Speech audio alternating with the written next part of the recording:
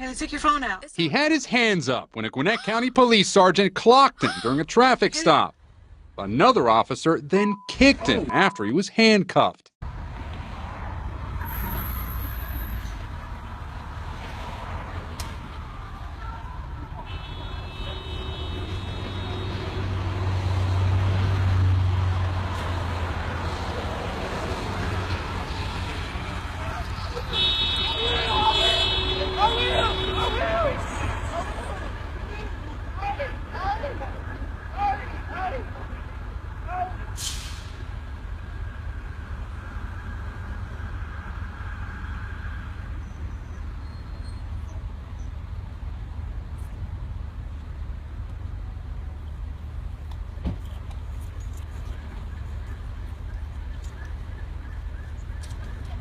Oh.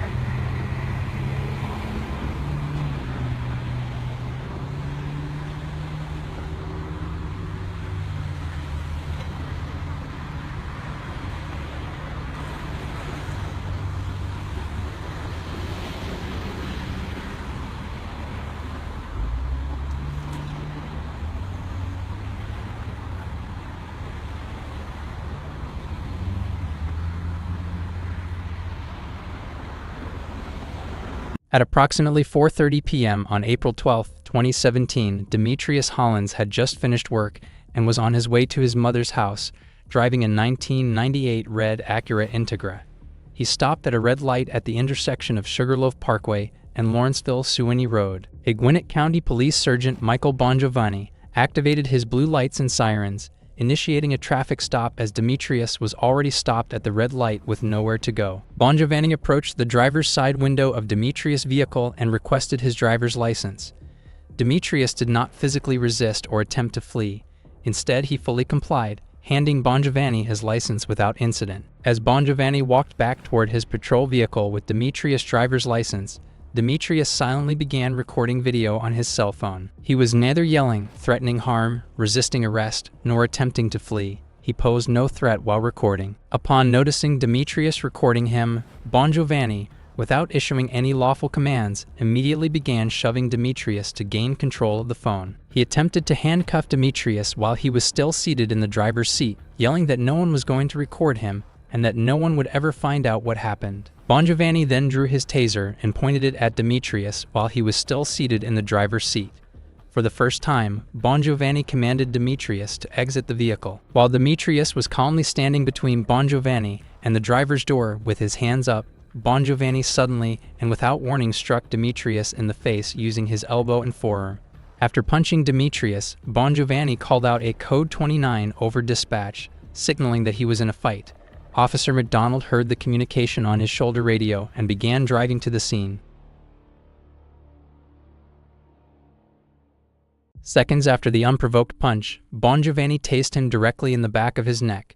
This immediately incapacitated Demetrius, causing his body to convulse and fall limp to the ground, next to the front driver's side door. Despite Demetrius lying limp and posing no safety threat, Bongiovanni tased him a second time as he lay on the ground. In fear that Bongiovanni would continue beating or tasing him, Demetrius placed both hands behind his back and began pleading with Bongiovanni to show that he was fully cooperative. Bongiovanni then ordered Demetrius to roll away from the vehicle and into the turn lane. Demetrius complied, rolling a few feet away and lying face down on the ground, keeping both hands behind his back. Bongiovanni then bent over and handcuffed Demetrius without further incident. After securing him, Bongiovanni called out a code 4 over dispatch, signaling that the threat had been neutralized and the suspect was under control. After receiving Bongiovanni's code 4 dispatch on his shoulder radio, McDonald arrived at the scene and saw Bongiovanni calmly standing over Demetrius, who was handcuffed and lying on the ground. McDonald would later admit under oath at his criminal trial that upon arriving, he did not observe anyone fighting or yelling. Despite seeing no signs of a struggle, McDonald immediately exited his patrol vehicle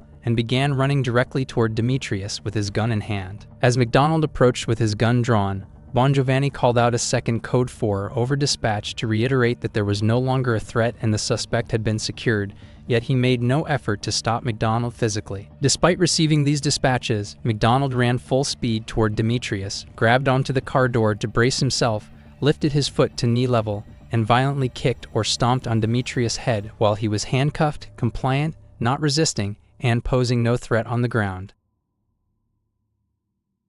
The impact of McDonald's kick was so forceful that it caused Demetrius' head to bounce off the ground. After the kick, McDonald knelt on Demetrius' neck, pressing his left knee down for approximately 20 seconds. During this time, McDonald kept the barrel of his gun pressed directly against Demetrius' head and repeatedly threatened to shoot him, saying he would splatter his brains all over the street if he moved. At this moment, Demetrius genuinely feared that the officers were going to kill him. Despite having ample time, opportunity, and a clearly established duty to intervene, Bongiovanni made no effort to stop his subordinate, Officer McDonald, from using excessive force against Demetrius. At no point did Bongiovanni reprimand McDonald for gratuitously kicking a handcuffed, compliant suspect in the head or for assaulting him with a deadly weapon. After the assault, the two officers picked Demetrius up from the ground. Despite his handcuffed and compliant state, they forcefully slammed his body into the rear trunk of his vehicle before searching him. Following the search, Demetrius was placed in a patrol vehicle and transported to jail without further incident. As a result of the officers' unlawful conduct, Demetrius sustained significant physical injuries, including severe burn marks on the back of his neck, a busted lip, and severe swelling and bruising across his face, with permanent scarring on his chin, nose, and lower lip. Additionally, the traumatic and unjustifiable abuse, being punched, tased, and kicked in the face by sworn police officers in the middle of a busy intersection in broad daylight, caused significant mental and emotional distress. Demetrius continues to suffer from serious and ongoing psychological and emotional injuries stemming from the incident. At the time of the incident, Demetrius Hollins appeared to have blood on his nose and lip in his booking photo. According to the incident report filed by Sergeant Michael Bongiovanni, Demetrius was driving a red Acura Integra without a license plate,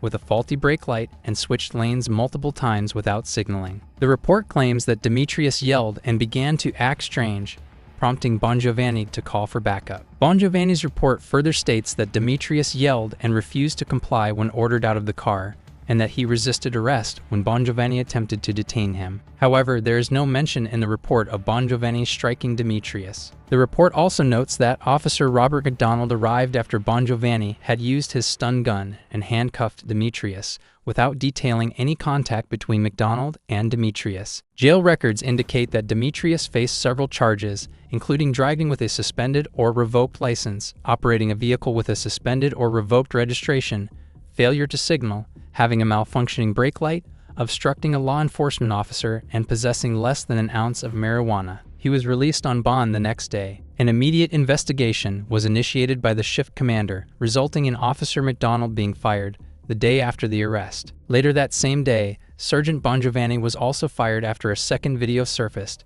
The police department opened criminal investigations into both officers' behavior, and the results were handed over to the county district attorney. McDonald had been with the department since August 2013 and graduated from the police academy in March 2014, while Bongiovanni had been employed since September 1998, graduating from the academy in February 1999. In June 2019, Sergeant Michael Bongiovanni took a plea deal, pleading no contest to aggravated assault and battery charges. You see me on the video after I tase him reaching for my handcuffs. That's when it dawned on me, like 5 days after they fired me and I saw the video. My handcuffs aren't there. I then recollected that when I was trying to handcuff him in the car, he put his hands behind his back, he began to struggle and fight with me and physically knocked the handcuffs out of my hand, elbowed me and all that. Another officer picked the handcuffs up when the ambulance was there. He saw my badge number on them and he brought them to me. I didn't remember that at 4 in the morning when I'm writing a report, because you come in the next day and you're supposed to go over everything. I wrote the report, I went home, they fired me the next day. So they froze the report, I can't do anything. So anything that I remembered afterwards, beneficial to me or beneficial to the suspect, I was unable to put into the report. So To the best of my recollection, sir, everything is in there. But no, not everything that occurred is in there. After I tased him, you see me reaching for my handcuffs, they're not there. I will literally switch the taser and I grab my backup handcuffs. You see me kneel down on the suspect and I handcuff him.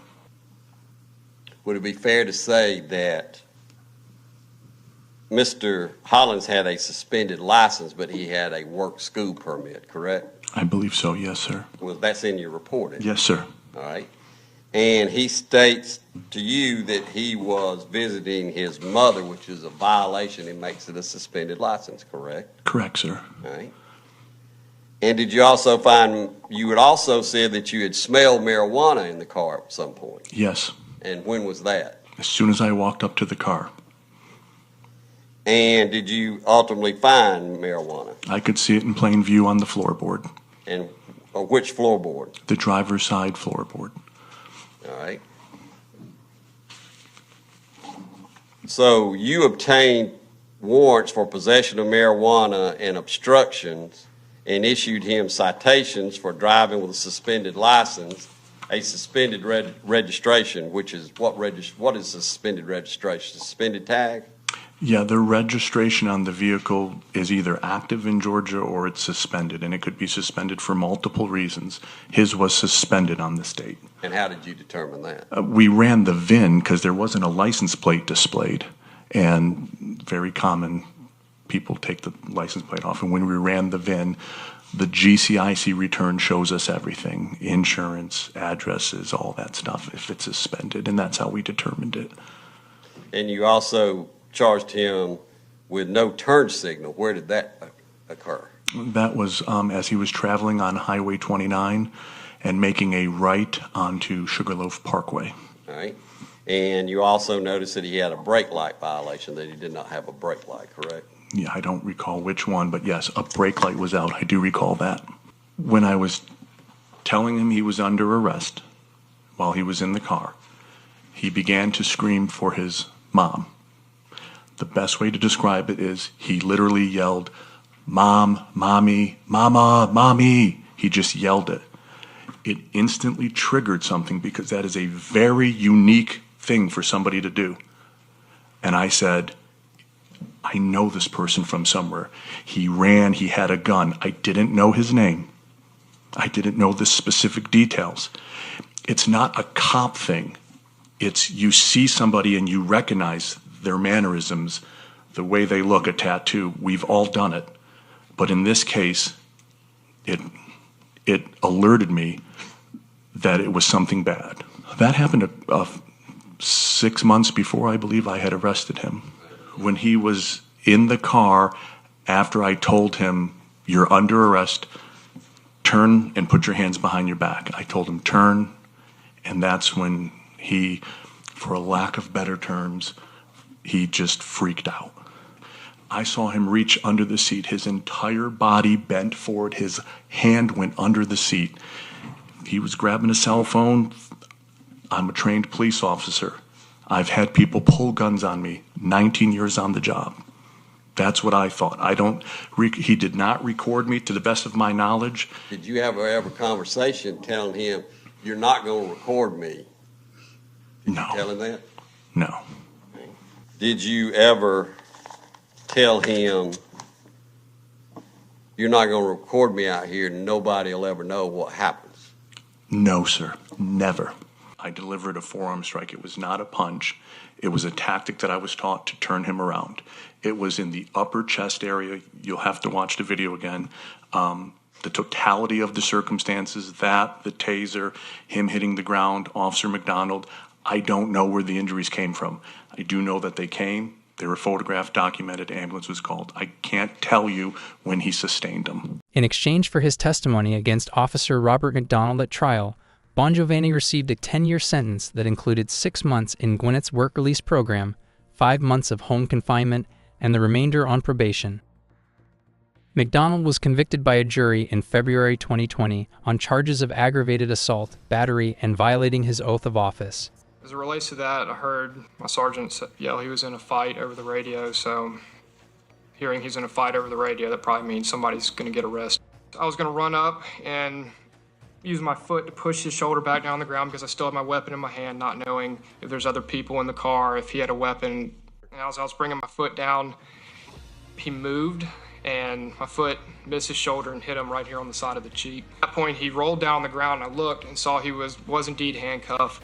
I considered it, but considering the fact that I had my pistol in my hands, I didn't want to, at that time, possibly have him reach up and grab my gun. If, God forbid, you do have to take a shot, the bullet's going straight down. It's not going to hit my sergeant or an innocent motorist 2 cars over. You know where it's going to go.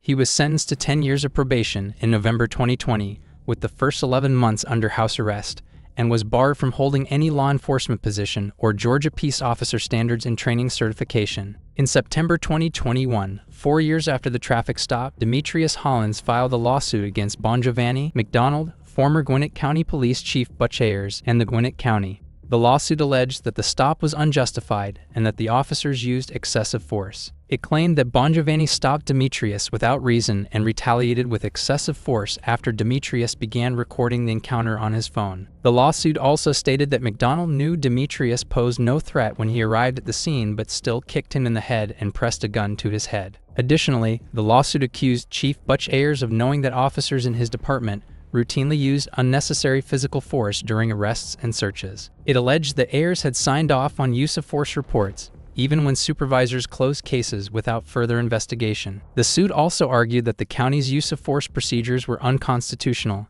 allowing officers to use excessive and disproportionate force routinely. The lawsuit sought to address policies and practices in use of force investigations, discipline, training, and supervision that had gone unchecked for nearly 20 years. Demetrius attorneys emphasized that the truth emerged because of video evidence, revealing that the officers were untruthful in their reports. The aftermath of the case led to Gwinnett County prosecutors dismissing dozens of cases involving reports filed by Bongiovanni and McDonald, as they could no longer rely on the officers' accounts. The people of Gwinnett County suffered due to the officers' misconduct. Demetrius' lawsuit further contested the legality of the initial stop, stating that his car had 2 functioning brake lights and a visible rear window tag.